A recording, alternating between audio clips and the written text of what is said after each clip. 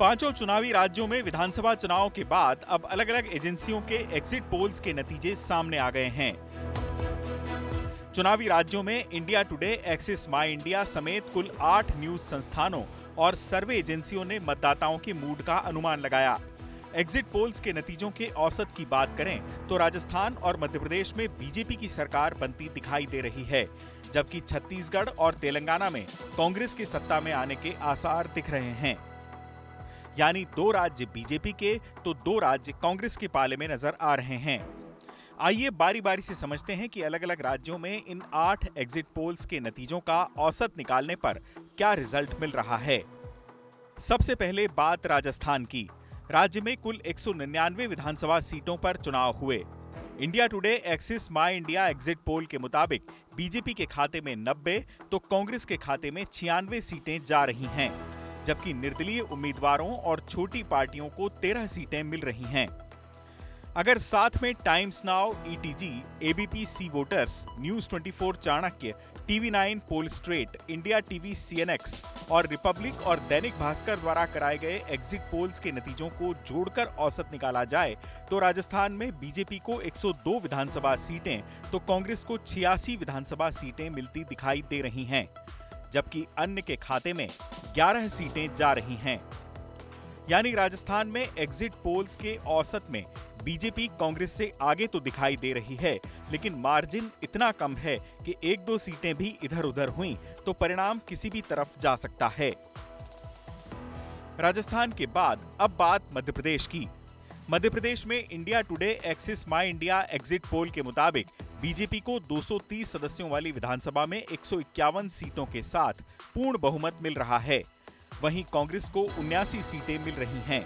बाकी सर्वे एजेंसियों और न्यूज संस्थानों द्वारा कराए गए एग्जिट पोल्स के नतीजों को जोड़कर औसत निकाला जाए तो 125 सीटों के साथ राज्य में बीजेपी की सरकार बनती दिख रही है, जबकि कांग्रेस के खाते में 100 सीटें जाती दिख रही हैं।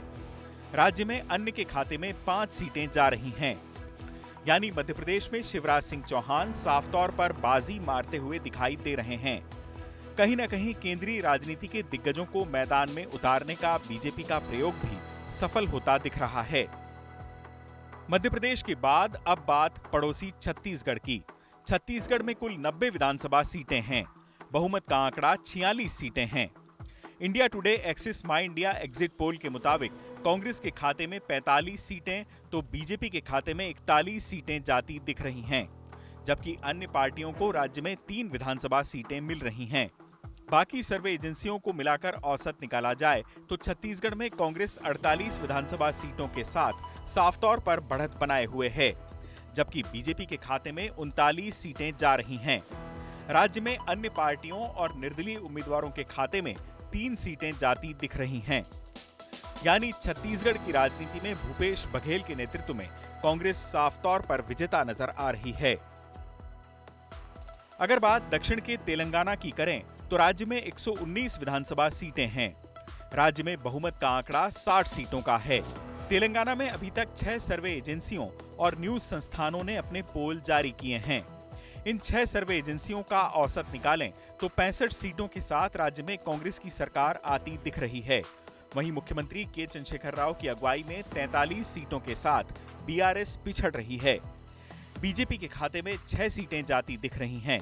वहीं राज्य में निर्दलीय उम्मीदवारों और दूसरी पार्टियों को 7 सीटें मिलती दिखाई दे रही हैं। पूर्वोत्तर के मिजोरम की बात करें तो राज्य विधानसभा की सीटें 40 हैं और बहुमत का आंकड़ा 21 है। राज्य में इंडिया टुडे, एक्सिस माई इंडिया के मुताबिक जेडपीएम 31 सीटों के साथ सरकार में आती दिख रही है। वहीं फिलहाल सत्तारूढ़ एमएनएफ को केवल 5 सीटें मिलती दिखाई दे रही हैं। कांग्रेस के खाते में 3 तो बीजेपी के खाते में 1 सीट आ रही है। सभी सर्वे एजेंसियों के औसत में दोनों पार्टियों के बीच कांटे का मुकाबला नजर आ रहा है।